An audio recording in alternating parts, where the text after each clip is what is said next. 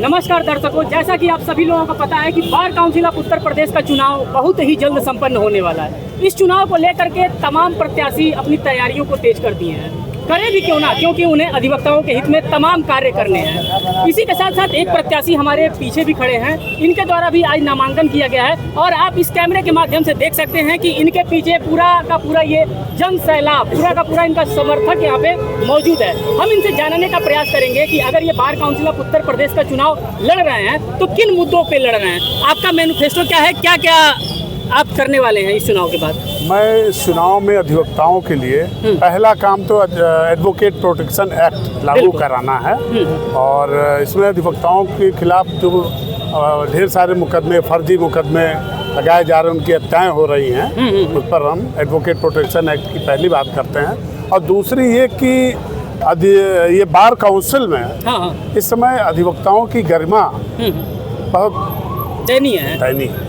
इसको उत्थान के लिए अगर मैं चुना जाता हूं तो अधिवक्ताओं के हित और सम्मान के लिए मैं कार्य करूंगा। और दूसरा प्रश्न हम आपसे ये जानना चाहेंगे कि तमाम युवा साथी हैं यहाँ पे, bar council of Uttar Pradesh के द्वारा और उत्तर प्रदेश सरकार के द्वारा कहा गया था कि एक 5,000 रुपए का स्टाइपेंड दिया जाएगा, वो अभी कहाँ तक पहुँचा है? अगर आप जीत जाते हैं तो कैसे दिलवाएंगे?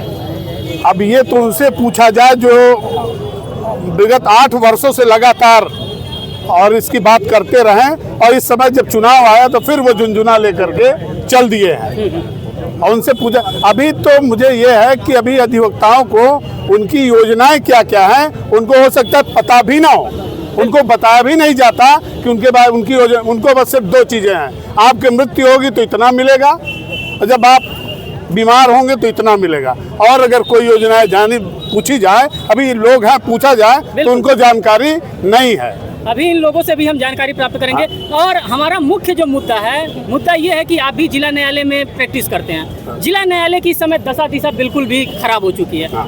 चेंबर नाम का कोई चीज़ है नहीं मौजूद। दूसरा चीज़ अगर है तो छप्पड़ है, टीन का शेड है, वो भी छू रहा है। महिला अधिवक्ता आना नहीं चाहती है प्रैक्टिस में क्योंकि शौचालय की व्यवस्था नहीं है। अगर आप मेंबर बन जाते हैं तो कैसे इसको सही करेंगे? अभी कुछ चैम्बर बन गए हैं, वाकई बहुत चैम्बर अभी नहीं है, काफ़ी लोग 3 छप्पर में रह रहे हैं। अगर मैं होता हूं तो महिलाओं के लिए अलग बेहतरीन चैम्बर बनवाने का प्रयास करूंगा और सारे अधिवक्ताओं को बैठने के लिए व्यवस्था करेंगे। एक लास्ट प्रश्न आपसे ये जानना चाहेंगे कि हमारा देश पूरा डिजिटल आज हो गया है, पैसा भी हम ऑनलाइन ट्रांसफर करते हैं, लेकिन जब हमको bar council of Uttar Pradesh में किसी भी युवा अधिवक्ता को फॉर्म भरना होता है तो उसको यहाँ पे आना पड़ता है, COP लेने के लिए आना पड़ता है। क्या वो ऑनलाइन नहीं हो सकता? नहीं, ये ऑनलाइन हो सकता है। आने के बाद मैं इस पर प्रयास करूंगा कि किसी को यहाँ आने की आवश्यकता न पड़े और वो आराम से अपने घर बैठे वो काम कर सकता है। बिल्कुल बिल्कुल।